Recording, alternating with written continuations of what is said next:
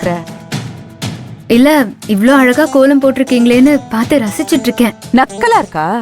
ஐயோ, நான் உண்மையதான் சொன்னேன். ஆமா ஆமா நம்பிட்டேன். இப்ப எதுக்கு இங்க வந்த? கதிர் தூங்கிட்டு இருக்கான், இன்னும் எழுந்துக்கல. நான் கதிரை பார்க்க வரல, பாட்டிய தான் பார்க்க வந்திருக்கேன். திமிரு அவனுக்கு. என் அம்மாவை பார்க்க வர சாக்குல என் புள்ளைய பார்க்கலான்னு வந்திருக்க. உன்னை பத்தி எனக்கு தெரியாது? ஏய், உன் மனசுல அப்படி ஏதாவது ஆசையை வளர்த்து வச்சிருந்தீன்னா குழி தோண்டி புதைச்சிரு. என் புள்ளைக்கு நான் பொண்ணு பார்த்துட்டேன். நீங்க உங்க பையனுக்கு பொண்ணு பார்த்து வச்சிருக்கிறதெல்லாம் சரிதான். ஆனா வீட்ல வயசுக்கு வந்த 3 பொண்ணுங்களை கல்யாணம் பண்ணாம வச்சிருந்தீங்கன்னா அந்த வீட்டு பையனுக்கு யாரு பொண்ணு தருவாங்க? யாரும் தரமாட்டாங்க. அதையும் கொஞ்சம் பாத்து. என்னடி காலையிலே வம்பு பண்ணணும்னு கிளம்பி வந்திருக்கியா? என் பொண்ணுங்களுக்கு எப்படி கல்யாணம் பண்ணணும்னு எனக்கு தெரியும். உன் வேலையை பார்த்துட்டு போ. என் வீட்டு பக்கம் உன்னை பார்த்தாலே பத்திக்கிட்டு எரியுது. போனீங்கிறது. ஆண்டி, நான் உங்களுக்கு ஹெல்ப் பண்ணலாம் தான் வந்திருக்கேன். தேவையில்லை. உன்னோட எந்த ஹெல்ப்பும் எனக்கு தேவையில்லை. நீ இங்க இருந்தும் இந்த ஊரை விட்டும் போய் தொலைஞ்சாலே அதுவே எனக்கு பெரிய உதவிதான். முதல்ல இங்க இருந்து போ. ஆண்டி, அவசரப்பட்டு இப்படி எல்லாம் சொல்லாதீங்க. அதுக்கப்புறம் ஏன்டா இப்படி சொன்னீங்கன்னு வருத்தப்படுவீங்க. நான் வருத்தம்லாம் படமாட்டேன். நீ இங்க இருந்து மொத்தமா போய் தொலைஞ்சாலே நான் நிம்மதியா தான் இருப்பேன். போடிங்கிறது. சரி, ஓகே. இதுக்கு மேல உங்க இஷ்டம். அந்த மகேஷ் மாப்பிளைய திரும்பவும் உங்க பொண்ணுக்கே கல்யாணம் பண்ணி வைக்கிறதுக்கு என்கிட்ட ஒரு ஐடியா இருக்கு. அத சொல்லதான் நான் வந்திருக்கேன். நீங்க என்னடான்னா என்ன இங்க இருந்து விரட்டி அடிக்கிறதுலயே குறியா இருக்கீங்க. ஓகே, அப்ப நான் கிளம்புறேன். பாய். உண்மையிலேயே ஐடியா சொல்ல வந்திருப்பாளோ? நல்ல ஐடியா சொல்ல வந்தவளை திட்டி அனுப்பி விட்டுட்டோமே. இப்ப எப்படி கூப்பிடுறது? ஏ நில்றி.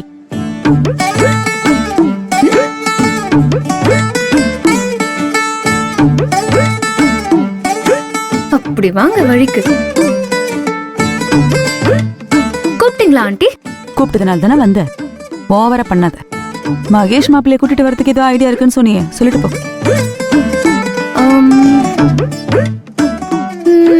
என்ன யோசிக்கிற? சொல்லலாமா வேண்டாமான்னு யோசிக்கிறேன். ஏன்? நானே சொல்லலான்னு வந்தா நீங்க என்ன ரொம்ப ஹர்ட் பண்ணிட்டீங்க. அதனால நான் இப்ப சொல்ற மூட்ல இல்ல. பாய்.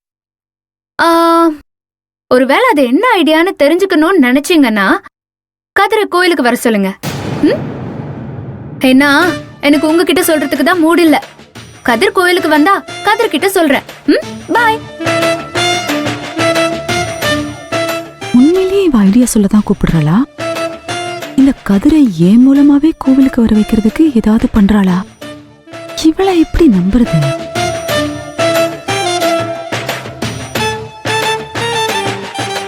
கதிரை தனியா அனுப்புனதுன்னா பிரச்சனை.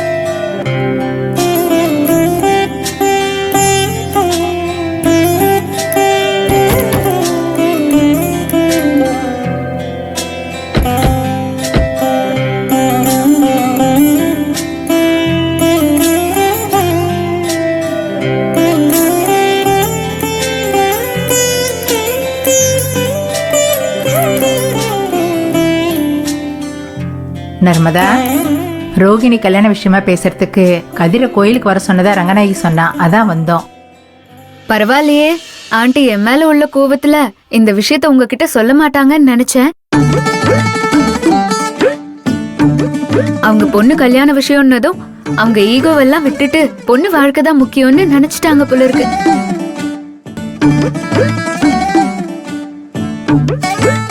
அதுவும் நான் சொல்ல போற ஐடியாவை நம்பி வந்திருக்காங்கன்னா ரொம்ப நல்ல விஷயம்தான். கதிர், இவ ஏதோ கல்யாணத்துக்கு ஐடியா சொல்றேன்னு சொன்னதுனாலதான் நம்ம இப்ப கோயிலுக்கு வந்திருக்கோம். உடனே இவதான் இந்த கல்யாணத்தை நடத்தி வைக்கிற மாதிரி ரொம்ப பந்தா பண்ணுவேன்னு சொல்லு. ஐடியா சொல்றதுக்காக வீட்டுக்கு வந்த என்ன நீங்க ஹர்ட் பண்ற மாதிரி பேசினதுனாலதான் நான் உங்ககிட்ட எதுவும் சொல்லாம வந்துட்டேன். திரும்பவும் இப்ப அதையே பேசிட்டு இருக்கீங்க. இப்ப என்னங்கிற? கோயில்னு பாக்குற இல்ல? வாயை வச்சுட்டு சும்மா இருடி. இவ கிடக்குறா, நீ வா. நீ வா, நாம அந்த பக்கம் போலாம்.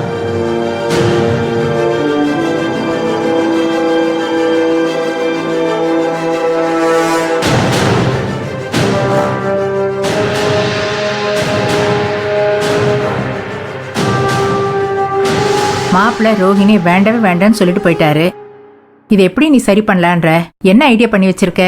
முதல்ல ரோகிணிக்கு மகேஷ உண்மையாவே பிடிச்சிருக்கா? அவ கல்யாணத்துக்கு தயாரா இருக்காளா? இல்ல இத வச்சு வேற எந்த மாப்பிளையும் வரவிடாம தடுக்கிறதுக்காக இப்படி சொல்லிட்டு இருக்காளா? அவளுக்கு அந்த மாப்பிளைய பிடிச்சிருக்கு, கட்டினா அவரை தான் கட்டிப்பேன்னு சொன்னதுனால தானே நம்ம அவரையே கட்டி வைக்கலாம்னு முடிவெடுத்திருக்கோம். இப்ப வந்து உண்மையாவே பிடிச்சிருக்குன்னு சொன்னாங்களா இல்ல பொய்யா பிடிச்சிருக்குன்னு சொன்னாங்களான்னு கேள்வி கேட்டா என்ன அர்த்தம்? இதெல்லாம் ஒரு கேள்வியா? ரொம்ப ஓவரா தான் பண்றான். பாட்டி, நான் காரணம் இல்லாம இப்படி கேட்க மாட்டேன். இன்னைக்கு பிடிச்சிருக்குன்னு சொல்லிட்டு நாளைக்கு நம்ம மாப்பிள்ளை வீட்டுக்காரங்கள சமாதானப்படுத்தி கூட்டிட்டு வந்ததுக்கு அப்புறம் திரும்ப மாப்பிள்ளை வீட்டுக்காரங்க முன்னாடி பிடிக்கலன்னு சொல்லிட்டா நம்ம என்ன பண்றது? அதுக்காக தான் கேக்குறேன். அது எப்படி முதல்ல பிடிச்சிருக்குன்னு சொல்லுவா, அப்புறம் பிடிக்கலன்னு சொல்லுவா? உன் பொண்ணு சொன்னாலும் சொல்லுவா. நீ கொஞ்ச நேரம் வாயை மூடிட்டு சும்மா இருக்கியா? மா, கொஞ்சம் அமைதியா இருங்களேன். என்ன ஆளாளுக்கு மாத்தி மாத்தி என்ன அமைதியா இருங்கறீங்க? அப்ப நான் வாயை திறக்க கூடாதா? சரிப்பா, நான் பேசல. பேச சொல்லு. அப்படி சொல்லலம்மா, ஒரு நிமிஷம் இருங்களேன். நீ சொல்லு. இப்ப என்ன பண்ணலாம்? பாட்டியும் நானும் வேணும்னா போய் மாப்பிள்ளை வீட்டுல பேசி பார்க்கட்டுமா? இப்ப இருக்கிற நிலைமையில பாட்டியும் நீங்களும் போனா அவங்கள சமாதானப்படுத்த முடியும்னு எனக்கு தோணல. பின்ன ரோகிணிக்கு இந்த கல்யாணத்துல இஷ்டம் இல்ல, அதனால என்ன கொல்ல பாக்குறான்னு சொல்லி தானே மாப்பிள்ளை இந்த கல்யாணத்தை வேண்டான்னு சொல்லிட்டு போனாரு. ஆமா. அப்படி இருக்கிறப்போ நம்ம ரோகிணியை கூட்டிட்டு போய் அவங்க கிட்ட பேசினாதான் கரெக்டா இருக்கும்.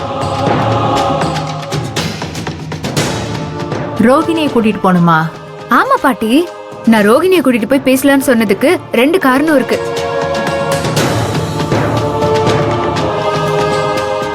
ஒண்ணு, ரோகிணி அவ வாயால எனக்கு மாப்பிள்ளைய பிடிச்சிருக்கு, அவரை கல்யாணம் பண்ணிக்கிறேன்னு சொன்னாதான் மாப்பிள்ளை வீட்டுக்காரங்களுக்கு நம்பிக்கை வரும். இன்னொன்னு, ரோகிணி மனசுல உண்மையிலேயே என்ன இருக்குன்னு நமக்கு அப்ப தெரிஞ்சிரும்ல.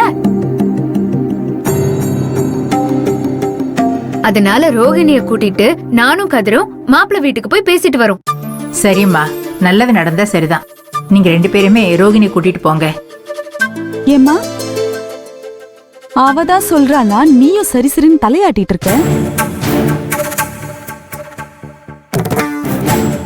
யாராவது கல்யாணத்துக்கு முன்னாடி கல்யாண பொண்ண சம்பந்தக்காரங்க வீட்டுக்கு தனியா அனுப்பி வைப்பாங்களா?